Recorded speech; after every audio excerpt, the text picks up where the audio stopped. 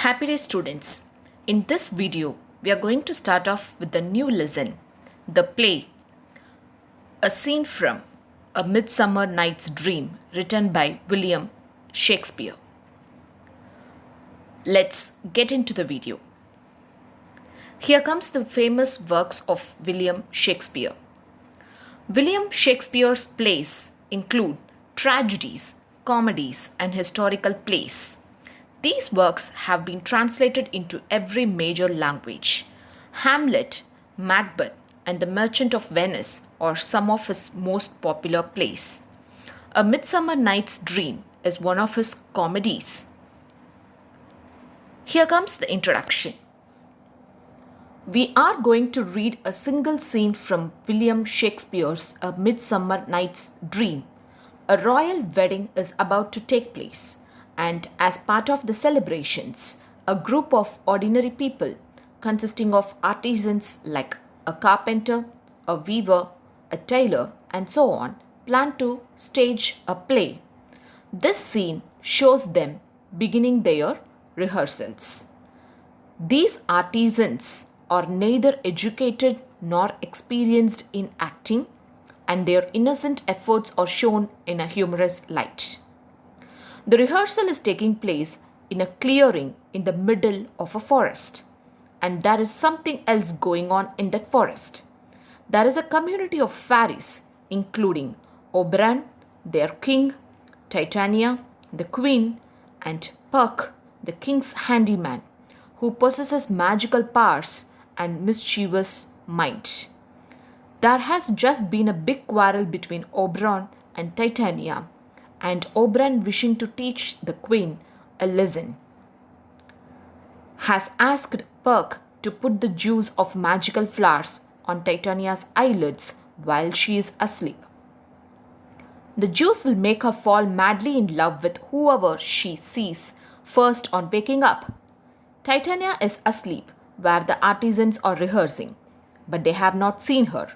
We first see the artisans discussing matters of acting and stage arrangements.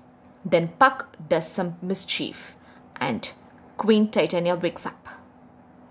Here comes the list of characters.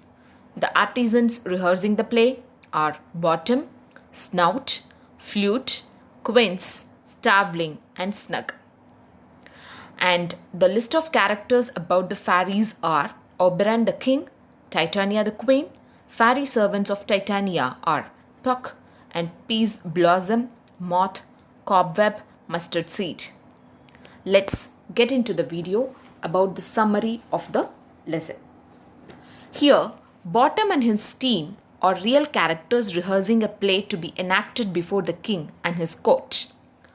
Primus and Thisbe are the fictional characters from the play they are enacting. Puck, Titania, and her attendants are magical characters from a world of make-believe. Here comes the summary. The craftsmen meet in the woods at the appointed time to rehearse their play. Since they will be performing in front of a large group of nobles, and since they have an exaggerated sense of delicacy of noble ladies, Bottom declares that certain elements of the play must be changed. He fears that Primus' suicide and the lion's roaring will frighten the ladies and lead to the actors' executions. The other men share Bottom's concern, and they decide to write a prologue explaining that the lion is not really a lion, nor the sword really a sword, and assuring the ladies that no one will really die. They decide also that to clarify the fact that the story takes place at night and the premise and Thisbe are separated by a wall, one man must play the wall and another the moonlight by carrying a bush and a lantern.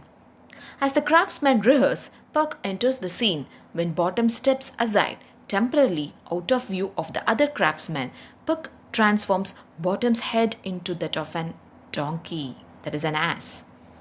When the ass-headed Bottom re-enters the scene, the other men become terrified and run for their lives, delighting in the mischief. Puck chases after them. Bottom, perplexed, remains behind. In the same group, the sleeping Titania wakes when she sees Bottom. The flower juice on her eyelids works its magic, and she falls deeply and instantly in love with the ass-headed weaver, who is none other than the Bottom.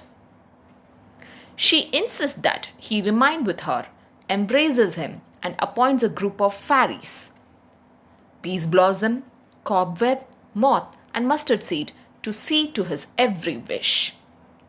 Bottom takes these events in stride, having no notion that his head has been replaced with that of an ass. This is the conclusion of this scene.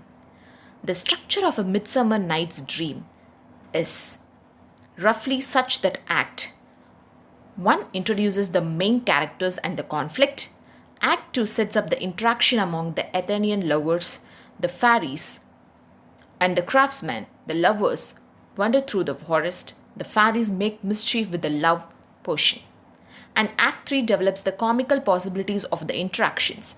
As Act 3 is the first act in which all the three groups appear, the fantastic contrast between them are their most visible. The fairies' magic is one of the main components of the dream-like atmosphere of A Midsummer Night's Dream. Shakespeare's create further havoc by generating a romance across groups as Titania falls in love with the ass-headed Bottom. Obviously, the delicate fairy queen is dramatically unsuited to the clumsy, monstrous craftsman.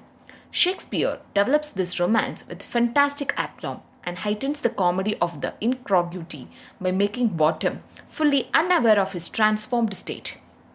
Rather, Bottom is so self-confident that he finds it fairly unremarkable that the beautiful fairy queen should wish desperately to become his lover. Every scene in the extract is comical. All the characters are serious, and their seriousness adds to the comic element. The reader can experience and enjoy humor in every act of the characters. I hope this video will be helpful to you to all to understand this particular play. Thank you. Have a good day.